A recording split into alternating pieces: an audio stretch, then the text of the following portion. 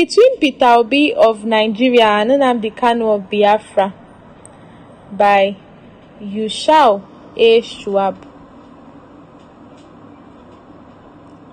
Good day, my people. Welcome once again to the news channel, and this is the headlines for today.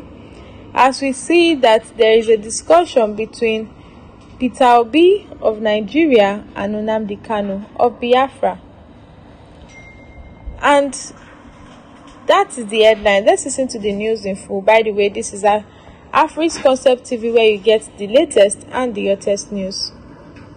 Obi is neither lousy nor garrulous like some of the so-called Biafra freedom fighters and intellectuals who engage in primitive, vicious and violent crusades in the effort to draw attention to their need to secede the southeast region from Nigeria to form the Republic of Biafra. Peter Obi and his Nigerian supporters believe in dialogue and engagement with the democratic process towards the building of a better country whose fault lines can be healed. They are the patriotic Nigerian obedient who are mature, responsible, and see the need for a country in which the whole will always be definitely greater than any of its individual parts, and hence the democratic process as a tool for achieving greatness for all. It has taken me more than 6 months to finally write this article on Peter Obi, a former governor of Anambra State and the presidential candidate of Labour Party LP in the oncoming 2023 general elections, for some personal reasons. I have written the profiles of virtually all the major presidential candidates, and strangely I was surprised that despite having had a few memorable encounters with Peter Obi, I had only merely mentioned his name in passing as a bridge builder across the Niger in an article I once wrote. I recall writing between Obasanjo, Atiku and the media in August 2003 on the current presidential candidate of the People's Democratic Party, Atiku Abubakar, on the presidential candidate of Nigeria, of New Nigerian People Party, NNPP, Musa Rabiu Kwankwaso. I wrote between Jonathan and Kwankwaso in November 2013, in which I disclosed the hallmarks of his administration as the governor of Kanu, as the provision of scholarships, entrepreneurship skills, and massive housing to the people, while equally embarking on ambitious road building projects throughout the state. On the African Action Congress (AAC) presidential candidate, my article Showore of Sahara Reporters for President meeting in April 2018 highlighted I will not only be supported but equally protected me. Not only supported but only equally protected me during a very difficult period of my life. I further emphasized in the piece how Showore was in the habit of utilizing his media platform, Sahara Reporters, to promote human rights and fight against corruption, in addition to the dictatorial tendencies of people in power.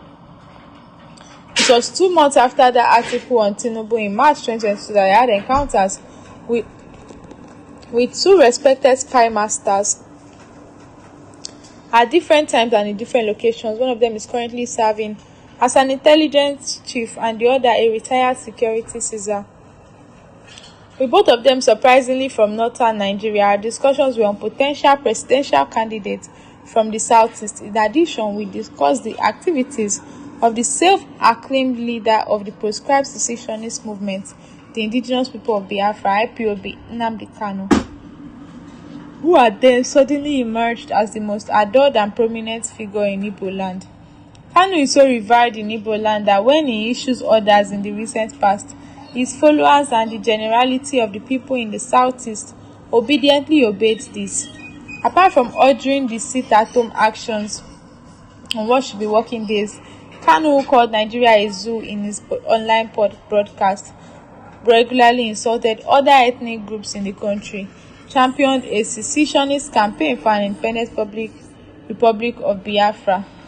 When he was first arrested on the 14th of October 2015 on a charge bordering of terrorism, he was later granted bail on health basis on health grounds.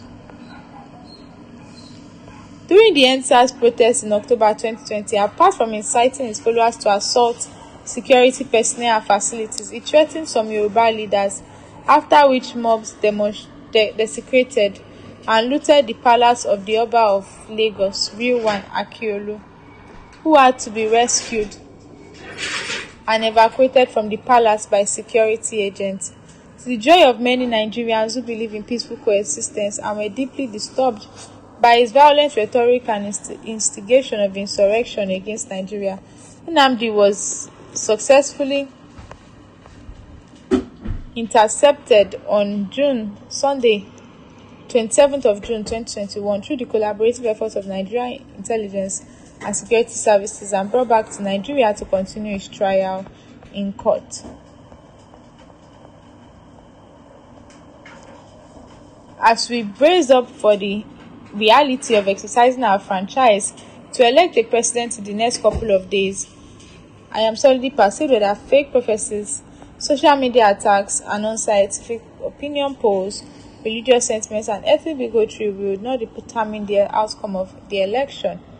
It is undeniable that ethno-religious campaigns have filled the air and unfortunately become a major determining factor in the forthcoming presidential election, while an Igbo from the southeast, a Yoruba Muslim from the southwest, and a Northerner from the northeast have never held the office of Nigerian president.